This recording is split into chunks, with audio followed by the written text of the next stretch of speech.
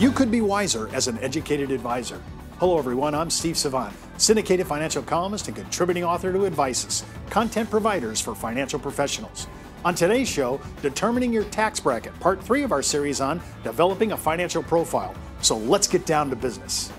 In our third segment, we're talking about taxes. You kind of know your effective tax bracket and what you're paying. Taxes is the largest expense you will ever have in your accumulated lifetime.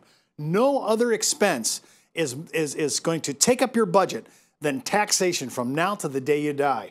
So I need to kind of get an idea, if I'm going to develop a financial profile, again, I got to get an idea what my tax is. And again, if you're an advisor and you say, Steve, I love these graphs and so forth, I'm using Advices Advance. If you want to order the 30-day free trial offer, I'm happy to give it to you. Just write me at steve@lifesizesolutions.com or just hit my website, lifesizesolutions.com, and go ahead and send me a message that you'd like to get the 30-day free trial. Look at this graph. Shockingly, this is the top federal income tax bracket since 1913. And I know a lot of people are going to bemoan this fact, but check it out. Teddy Roosevelt, a Republican, invented the federal income tax. How did we ever get along without getting taxed for the first 150 or so years? So when you look at this, look at the beginning of the tax bracket. It didn't take long. In 1913, it was really quite small, under 10%. But look what happened shortly thereafter. When World War I came along, all of a sudden we had a jump up and a major one. Now, to be fair, you'll see some of these numbers, which are awfully high. They also have outstanding tax deductions. So there's a lot of offset. No, I don't know of anybody that was really paying 90% sometime in the 30s and 40s up in this top bracket because they had ways. And this is how the whole CPA and tax business actually developed. It developed out of learning the code in such a way that you take advantage of every single deduction, every single legal loophole that you could do to keep your your IOU to Uncle Sam as low as you could do. So look at this. So when we're looking at 1930, right after the crash, notice it kind of went down because nobody had money, so they had to lower their expectations. And during the 30s, it was really rough. The Great Depression was huge. And only people that had money paid these kind of taxes, and there weren't that many at all.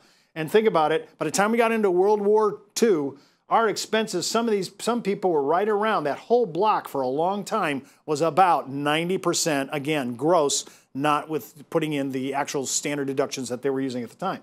Now, back in about, I'm going to say 70% started coming down. In 70, we had a major recession and inflationary times. And so it was really a high tax, high inflation. Mortgages were double-digit interest rates. It was a tough time. I was married in the 70s. It was a tough time for families, just regular people. Then sometime right before the Reagan Revolution, we started to see a little bit of a drop. And then when Reagan got in, there was a major tax rollback. Then we had a kind of advance. President Bush I had to kind of renege on his statement about saying, hey, I want you to, I'm not reading my lips, there's no new taxes, but then he had no choice because the balance sheet didn't allow us for his political ideology, and they had to really bring this tax back up. So then when you look at it, we've been sitting right around that 40%, 30 to 40%. That doesn't include the Obamacare tax or the hospital tax on your W-2. So if you're a high earner, AGI over 250 grand, you're paying some pretty stiff taxes, and that does not include anything in the state. So when you look at the historicity of the federal tax system, it's been on now for a little over 100 years. It's been better now, but with 20 trillion in debt and another 60 to 70 trillion in federal obligations and pensions, state pensions, and military pensions. I don't know how we're going to do this, but I only can see these taxes going back up again. Now, income taxes in general, and there's a lot of micromanagement I could do here, but I just want to do the general thinking. When you're talking to a client, you want to be able to explain basic ideas here. You have personal service, you have portfolio income, and you have passive income. Your personal service, like salaries and bonuses. You have also business income. You have commissions. You have anything up to 85% of your Social Security, depending upon your income if you're a senior. Your portfolio, you're going to have dividend. You're going to have interest. You're going to have royalties. You can have capital gains or losses from your portfolio. That's all in your portfolio area. You could have passive income, limited partnership income, rental income, capital gains or passive activities. You have to look at all these three basic ones and then see how they flow down, and then they get adjusted. We took money in, now we're going to start to adjust it. and we're going to be able to take some deductions off that income. Part of it in some of our adjustments is we're looking at contributions to MSAs and HSAs. I've been talking about and trumpeting it. HSAs are great. I love health savings accounts because they're tax deductible and they come out tax-free for true medical insurance, related insurance, as well as the medical expenses themselves. And I also like the contributions to IRAs, KEOs, self-employments, simple plans. All those are tax deductible. Then you have adjustments like for student loan interest, or 1/2 of the tax, or the health insurance tax, or tuition and fees. It depends upon a lot how much you took off for that. You'll have to adjust that. And you're looking at these ideas, different adjustments: alimony, early withdrawal penalty, moving expenses, teachers who have expenses, and we get down to an adjusted gross income. Now remember, in our modern day, adjusted gross income doesn't rule the roost any longer. The real number, I have to go to page 2. In the old days, I could just go to page 1040, page 1, look down on page 30 or line 31. That was my adjusted gross income after all my deductions. But now there's some phase outs involved in exemptions, deductions. All these things matter now, and I have to look at that. And when I look at it, it could dicker with my AGI. It comes down into a new phrase called modified adjusted gross income. That modified adjusted gross income, I have to tell my clients, and so do you, there's a difference between this, so don't fall in love with line 31 on the front page of the 1040. You're going to be on the second page about, I think it's down to 36, the line 36. You got to figure out where that is and what does it do for you for a modified adjusted gross, because there's going to be some takebacks on these lines depending upon your income. So I itemize all my deductions and I subtract it from my AGI. I take my medical expenses, anything generally over 10%. I'm looking at state and local property taxes. Those are deductible. I can start taking in state income taxes or state sales taxes. If I kept my receipts, I guess I could do that. And then the mortgage interest, of course. All these things are going to be able to lower your tax. And remember, there are people that actually will enjoy not only exemptions, myself, my wife, my dependent children, but I could maybe even, if I'm low enough in the middle class, I could even have tax credits.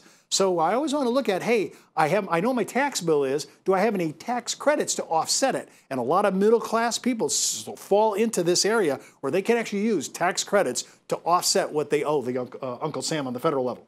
Then I'm going to take, as I mentioned before, I have personal exemptions. I have taxable income. I can take off that and lower my number. Listen, especially in retirement, we love to manage taxes, but I want to get you into thinking to become an aficionado. Say, Steve, I'm a registered investment advisor. I deal in investments and I deal in portfolios. I really don't do tax. But in my view, you need to know all the product ramifications of taxes on the products you buy. You need to kind of get an idea. You don't have to be an expert. There are people for that. But you need to be a good gamer, a good understanding of where the tax code is and how to keep your client from paying exorbitant taxes. Our goal is to stay within our tax bracket. And speaking of that, we're in a marginal tax bracket, a progressive marginal tax bracket, and basically we have 4 different titles. One is called single taxpayer, married filing jointly, married filing separately, and head of household. When you look at these 4, you have to figure out where do you qualify under the IRS's definition of each, and then choose. And the one that you really have to think about is if you're married filing jointly or married filing separately. Sometimes it actually works better for you to file separately. So you may want to look at that and run the numbers. With most of the software we have today, you can run these numbers in a heartbeat.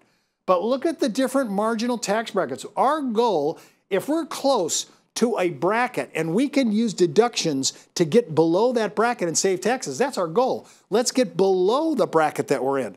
Our real goal is not to bump ourselves into an additional bracket. So I might want to do deferral. Think about this. People don't look at their Medicare taxes as a side view.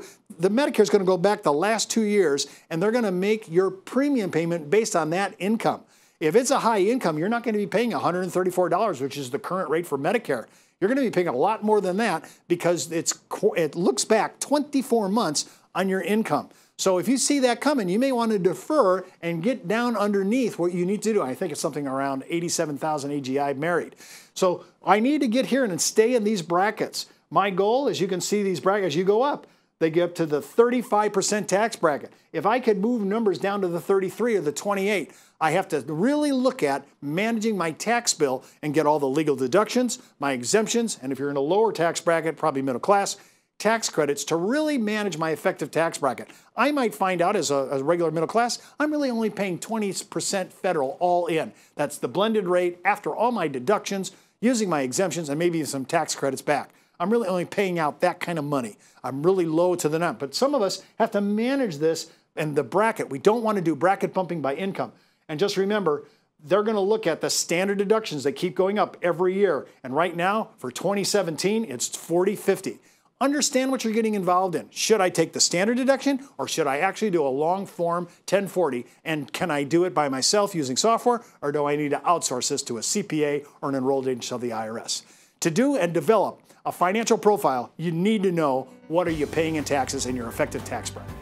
Don't forget to watch our next segment, Estimating Your Life Expectancy, part 4 in our series on developing a financial profile. And keep in mind, before moving forward with any of the ideas on our show, always check with your tax consultant, legal counsel, or compliance officer. And don't forget, you can subscribe to my consumer show, Steve Savant's Money, The Name of the Game. Daily content that you can post on your website, social media accounts, and database distribution. I'm Steve Savant. Thanks for watching.